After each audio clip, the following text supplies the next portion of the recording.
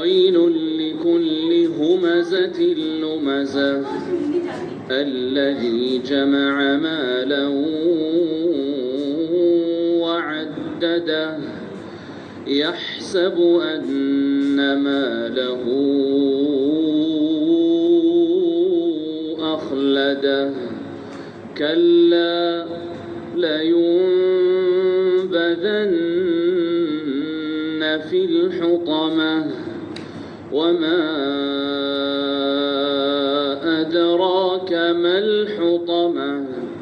نار الله الموقدة التي تطلع على الأفئدة إنها عليهم مؤصدة في عمد ممددة ألم تر كيف فعل ربك بأصحاب الفيل ألم يجعل كيدهم في تضليل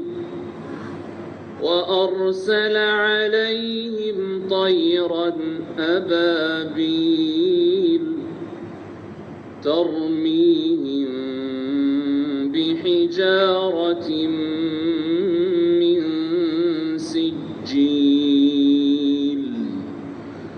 فجعلهم كعصف مأكول وأصحاب الجنة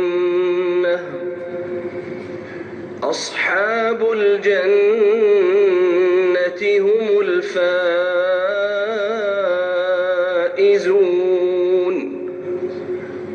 لو أنزلنا هذا القرآن على جبل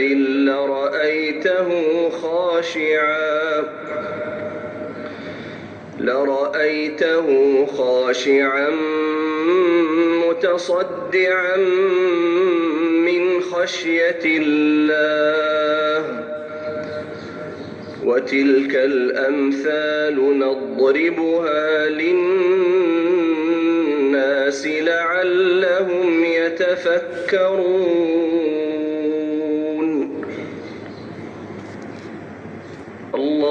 هو الله الذي لا إله إلا هو عالم الغيب والشهادة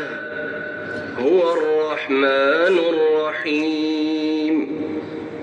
هو الله الذي لا إله إلا هو الملك القدوس السلام